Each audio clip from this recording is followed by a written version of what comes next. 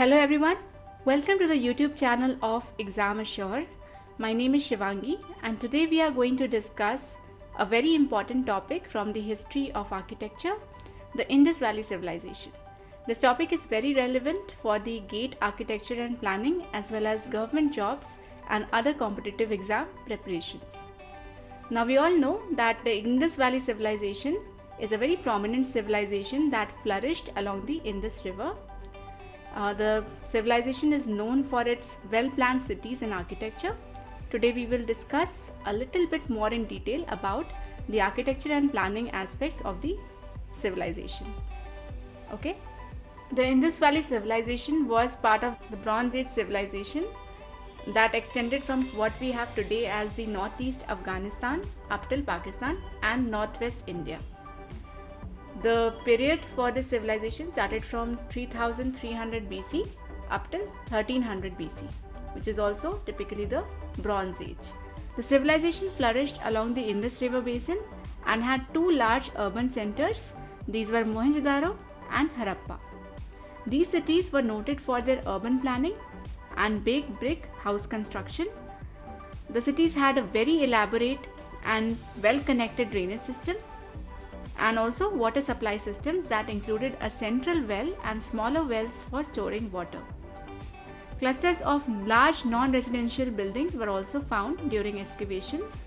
The civilization is also famous for the new techniques in handicraft and metallurgy.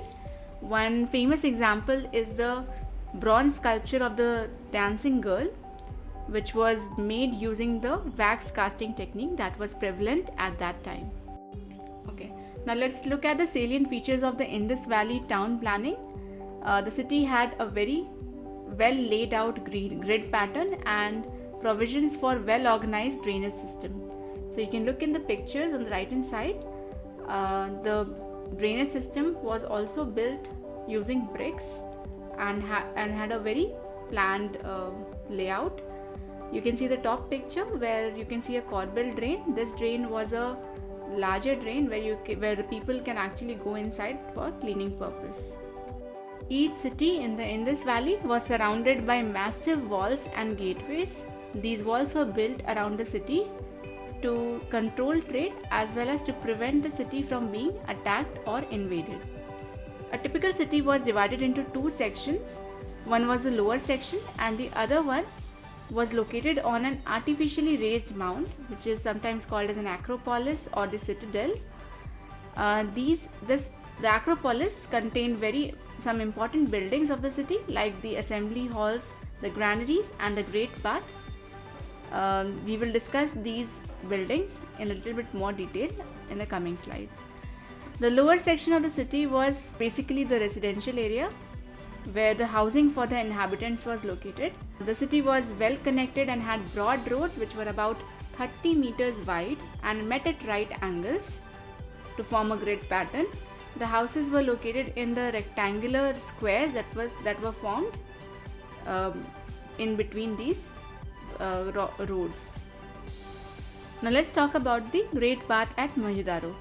It is a very well-known structure that was found in the ruins of the ancient Indus Valley civilization at Mohenjo-daro in Sindh, Pakistan.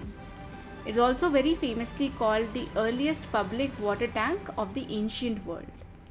It was a huge tank, or you can say a pool, which measured about 11.88 meters by 7.01 meters and had a depth of 2.43 meters.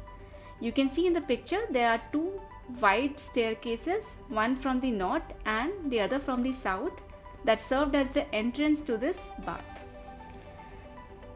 Another interesting thing is that the water bath was made watertight by using finely fitted bricks and mud laid on edge with a kind of plaster. Now coming to the granary at Harappa, the granary was made of burnt brick and it was very close to the river Ravi for making transportation easy.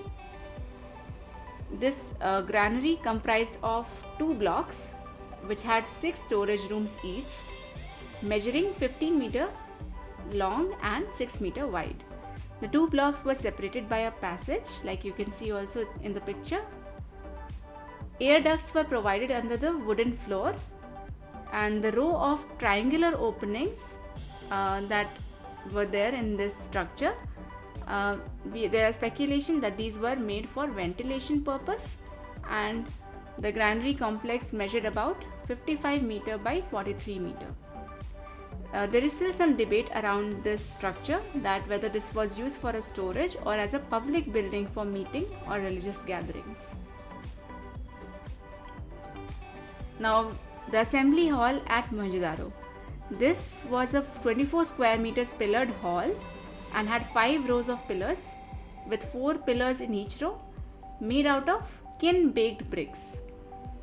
The assembly hall could also be the ruler's court, that is what is speculated, and it may also be it may be also used for housing the municipal office, which had the charge of town planning and sanitation at that time. So we can understand how well planned the city was. The residential buildings. Now the residential buildings were part of the lower section of the town that we discussed, and the foundations of these buildings was made from sun-dried bricks as well as standard baked bricks, which had a length to width to thickness ratio of 4:2:1. Some of these houses also had multiple stories and paved floors. Each of these houses had a well-connected drain as well as wells and bathrooms. So we can understand how well planned the city's drainage system was. The in-house well was a common feature and a recognizable feature of the Indus Valley civilization. Well, that's for today. Thanks for watching. Hope you like this video. Do like, comment and subscribe for more updates.